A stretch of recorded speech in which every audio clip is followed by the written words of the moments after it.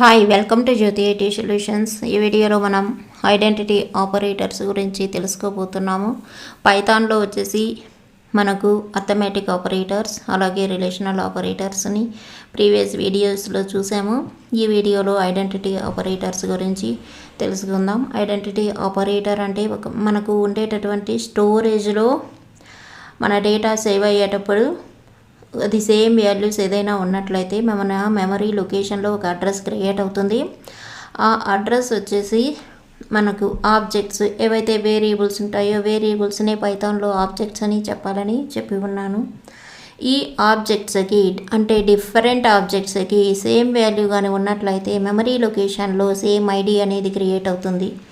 అలాగే మన different ఆబ్జెక్ట్స్కి different values కానీ ఉన్నట్లయితే మెమరీ లొకేషన్లో డిఫరెంట్ ఐడీస్ క్రియేట్ అవుతాయి. దానికోసం అవి ఎలా చెక్ చేయాలి అనేది చూడడానికి కోసం మనం యూజ్ చేసేది ఐడి ఆపరేటర్స్ పైథాన్లో. ఈ ఐడి ఆపరేటర్స్ ఏమి ఉంటాయంటే మనకు మెయిన్గా రెండు ఉంటాయి. అవి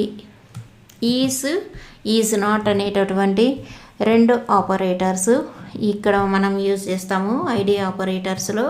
ఈ రెండు ఆపరేటర్స్ మనకు అవుట్పుట్ ఎలా ఇస్తాయి అంటే మనకు రిలేషనల్ ఆపరేటర్స్ ఏవైతే అవుట్పుట్ బూలియన్స్లో చూపించిందో అలాగే ఇక్కడ కూడా ట్రూ ఫాల్స్ వాల్యూస్లో చూపిస్తాయి. ఇప్పుడు ఒక ఎగ్జాంపుల్ చూసినట్లయితే ఏకి 10 ఇచ్చున్నాను, బికి 11 తీసుకున్నాను, సికి అంటే వేరియబుల్స్కి వాల్యూస్ అవి 12 తీసుకున్నాను సికి. ఈ ఆబ్జెక్ట్స్ ఏబిసి అనేటటువంటి ఆబ్జెక్ట్స్ వాల్యూస్ 10, 11, 12 అయినాయి.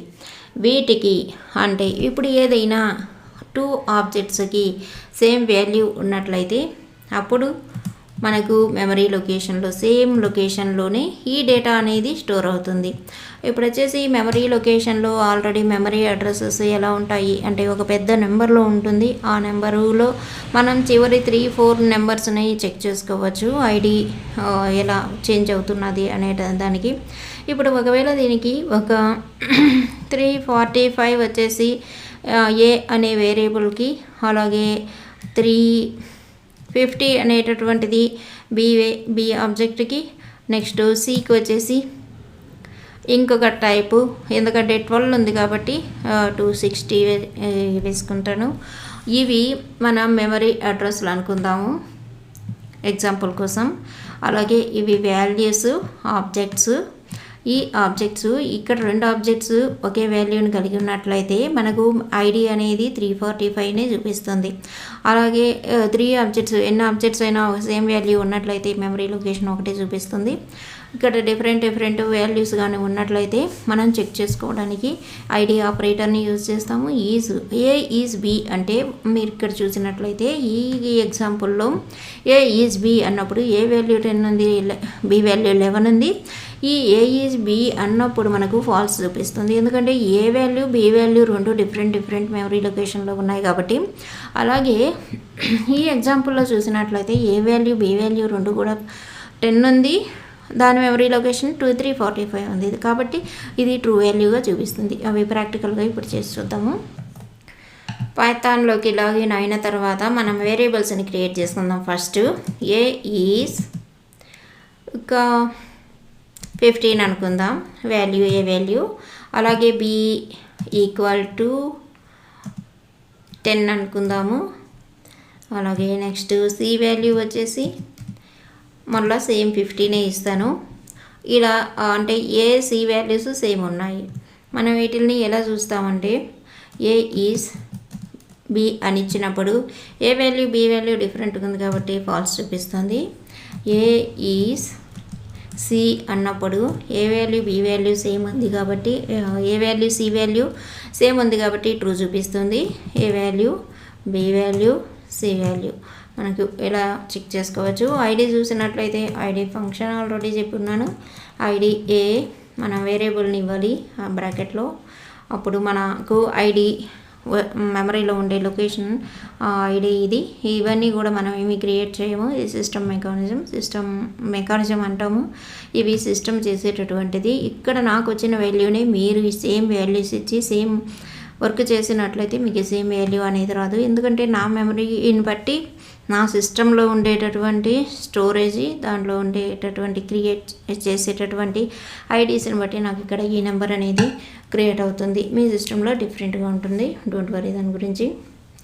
ఐడి బి అనే దీనికి డిఫరెంట్ అంటే 10 ఉంది కాబట్టి డిఫరెంట్ ఐడి ఇస్తుంది. ఇప్పుడు ఐడిసి చూసినప్పుడు మనకు ఏలో ఏ ఐడి అయితే ఉందో అదే ఐడి వస్తుంది, సేమ్ వాల్యూ కాబట్టి. సరే, సి మనకు ఐడి ఏలో ఏముందో సేమ్ లొకేషన్లోనే ఇక్కడ మనం లాస్ట్ 3-4 నెంబర్స్ని కంపేర్ చేసుకున్నట్లయితే డిఫరెన్స్ అనేది తెలుస్తుంది. 99 వరకు సేమే ఉంటుంది అన్నిటికీ. ఇక్కడ 4 నెంబర్స్ మాత్రమే చేంజ్ అవుతాయి. ఇలా మీరు కూడా చెక్ చేసి చూసుకోండి. ఇది ఐడి గురించి. మనం ఇప్పుడు బి వాల్యూని కానీ చేంజ్ చేయాలి అనుకున్నప్పుడు బి ప్లస్ చేద్దాము, అంటే యాడ్ వీటితోటి కలిపేద్దాము. అప్పుడు బి ప్లస్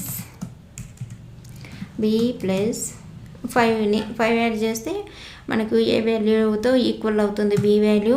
ఐడి బిని చూద్దాం ఇప్పుడు ఎంత ఉంటుంది. ఏకి ఉండేటటువంటి మెమరీ లొకేషనే బికి కూడా వస్తుంది. ఇప్పుడు బి వాల్యూని చూసినట్లయితే 15 అయింది చేంజ్ చేసినందువల్ల. ఇప్పుడు మనం ఏదైతే లేటెస్ట్గా ఇస్తామో దాన్ని పైథాన్ బి వాల్యూగా తీసుకుంటుంది. ప్రీవియస్ వాల్యూ అనేది మనకు అక్కడ ఉండదు. మనకు ఉండేటటువంటి ప్రోగ్రామింగ్ లాంగ్వేజెస్లో, అదర్ లాంగ్వేజెస్లో అయితే మెమరీ లొకేషన్లు ఆల్రెడీ బీకి ఇచ్చినటువంటి 10 మనం ఎన్ని నెంబర్లు ఇచ్చినా కూడా బీకి అవన్నీ ఉంటాయి. కానీ పైథాన్లో అయితే మనకి ఏమైతే కొత్తగా నెంబర్ ఇస్తామో బీ వాల్యూకి చేంజ్ చేసినప్పుడు కానీ ఎప్పుడైనా కూడా ఆ లేటెస్ట్ వాల్యూ అనేది తీసుకుంటుంది. అలాగే ఇప్పుడు A is C, A is B అనేది యూజ్ చేసినాము. ఏ ఈజ్ నాట్ బి అన్నప్పుడు మనకు ఆపరేటర్స్ కలర్ చేంజ్ చేయడం కూడా మీరు గమనించవచ్చు. ఆరెంజ్ కలర్లోకి చేంజ్ అయిపోతుంది, అది ఆపరేటర్ కాబట్టి. ఇప్పుడు మనకి ఏం వాల్యూ వస్తుంది, ఆల్రెడీ బి వాల్యూ వచ్చేసి 15. ఇప్పుడు ఏ వాల్యూ కానీ బి వాల్యూ కానీ సి వాల్యూ కానీ 15 ఉంది. ఇప్పుడు మనకి ఏమొస్తుంది, ఈజ్ నాట్ బి అన్నప్పుడు మనకు ఫాల్స్ వస్తుంది, ఎందుకంటే సేమ్ ఉన్నాయి కాబట్టి ఫాల్స్ అనేది చూపిస్తుంది. అలాగే ఏ ఈజ్ నాట్ సి అన్నప్పుడు కూడా మనకు ఫాల్సే చూపిస్తుంది. ఇలా మనం ఈజ్ నాట్ని చెక్ చేసుకోవచ్చు. అవి బూలియన్ వాల్యూస్లో మనకు అవుట్పుట్ అనేది చూపిస్తుంది. ఇక నెక్స్ట్ వచ్చేసి మనం ఇక్కడ ఆపరేటర్స్లో, రిలేషనల్ ఆపరేటర్స్లో చెప్పుకున్నాము ఈక్వల్ టు అనేటటువంటిది. ఈ ఈక్వల్ టు అనేది కూడా మనం ఇక్కడ యూజ్ చేసినట్లయితే ఈక్వల్ టుకి ఈజ్కి సేమ్ అనుకోవచ్చు. సమ్టైమ్స్ సేమ్ అవుతాయి, సమ్టైమ్స్ వీటికి డిఫరెన్స్ కూడా ఉంటుంది. ఆ డిఫరెన్స్ ఏంటంటే ఇక్కడ సేమ్ వాల్యూస్లో తీసుకొని ప్రింట్ ఆప్షన్ ఒకసారి చూద్దాము. ప్రింట్ ఏ కామా బి, ఇవి రెండు ప్రింట్ చేయమని చెప్పేసి ప్రింట్ ఇచ్చినాను. 15 చూపిస్తుంది. ఏ ఈజ్ మనం ఆల్రెడీ చూసాము, ఏ ఈజ్ బి అంటే ట్రూ అని చూపిస్తుంది. ఏ రిలేషనల్ ఆపరేటర్ని ఇక్కడ యూజ్ చేస్తున్నాను. ఏ ఈక్వల్ టు బి అన్నప్పుడు ట్రూనే చూపిస్తుంది. కానీ అన్నిసార్లు మనకు ఈ వాల్యూస్ ఈజ్ అన్నా ఈజ్ ఈక్వల్ టు అన్నా కూడా సేమ్ ట్రూనే చూపించదు, సేమ్ ఫాల్స్నే చూపించదు. ఒకటి ట్రూ చూపించినా ఇంకొకటి ఫాల్స్గా చూపిస్తుంది. అది ఎలా అంటే మనం ఎప్పుడైనా ఇన్పుట్ అనేటటువంటిది యూజ్ చేసినప్పుడు అది ఆ వాల్యూ అనేది మనకు డిఫరెంట్గా వస్తుంది. ఇక్కడ నేను పి అనేటటువంటి వేరియబుల్ని యూజ్ చేసి ఏబిసి అనేటటువంటి స్ట్రింగ్ని ఇస్తున్నాను. అలాగే q equal to input use చేస్తాను. ఇన్పుట్ యూజ్ చేసినప్పుడు మనం ఇన్పుట్ అలాగే enter string, enter a string అని ఇచ్చినాను. మన స్ట్రింగ్ వాల్యూస్ కాబట్టి కొటేషన్స్లో పెట్టుకుందాము. ఇక్కడ ఇన్పుట్ యూజ్ చేసినప్పుడు మనకి ఎంటర్ ఏ స్ట్రింగ్ అని చూపిస్తుంది. ఇక్కడ కూడా నేను పీకి ఏమి ఇచ్చినాను అదే ఇస్తాను, ఏబిసిగా. ఆల్రెడీ ఇన్పుట్ గురించి చెప్పాను, ఇది స్ట్రింగ్ వాల్యూగానే తీసుకుంటుంది, మీరు లిటరల్స్ ఇచ్చినా కూడా. ఇక్కడ ఏబిసి ఇచ్చినాను. ఇప్పుడు క్యూ వాల్యూ కూడా మనకు ఏబిసినే అవుతుంది. ఇక ఆర్ వాల్యూ వచ్చేసి ఆర్ ఈక్వల్ టు సేమ్ ఏబీసీని యూజ్ చేస్తాను. ఆర్ వాల్యూ కూడా మనకి ఇప్పుడు పీ వాల్యూ ఏముంది అని చెక్ చేసుకున్నట్లయితే క్యూ వాల్యూ ఏబీసీనే ఉంది, ఆర్ వాల్యూ ఏబీసీనే ఉంది. ఇప్పుడు ఒకసారి చూద్దాం. పీ ఈజ్ క్యూ అని ఇస్తాను, మనకు ఫాల్స్ చూపిస్తుంది.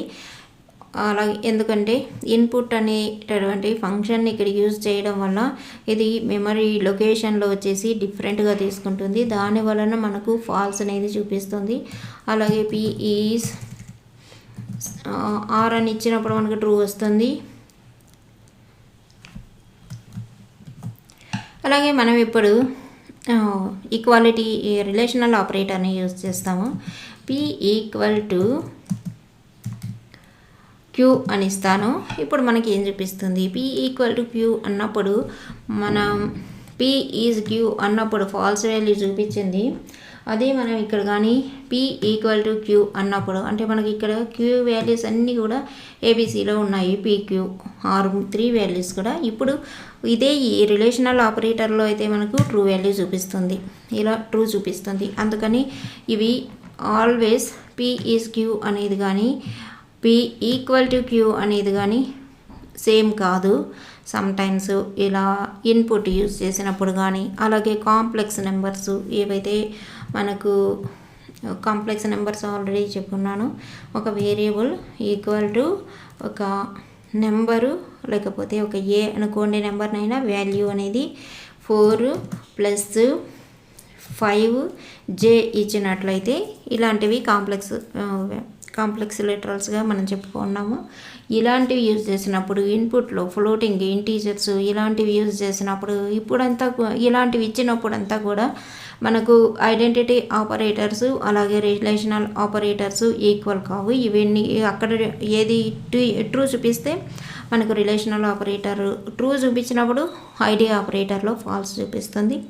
ఇలాంటి వాటన్నిటి దగ్గర ఇదంతా ఎందుకు జరుగుతుంది అంటే మనకు స్టోరేజ్లో ఉండే మన మెమరీ అడ్రస్ అనేది ఈ కాంప్లెక్స్ నెంబర్స్కి కానీ ఇన్పుట్ ఇలాంటివి యూజ్ చేసినప్పుడు కానీ అవి డిఫరెంట్ ఐడిని క్రియేట్ చేస్తాయి.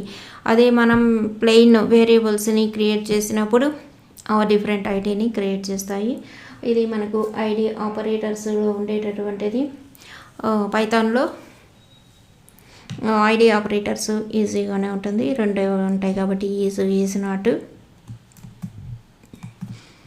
మెనీ టైమ్స్ ప్రాక్టీస్ చేసుకున్నట్లయితే మనం గుర్తుపెట్టుకోవచ్చు, ఎక్కువగా ఉంటుంది కాబట్టి. పైథాన్ ప్రోగ్రామింగ్ అనేది ప్రాక్టీస్ ఒకటే మనకు నాలెడ్జ్ని పెంచుతుంది. Thanks for watching.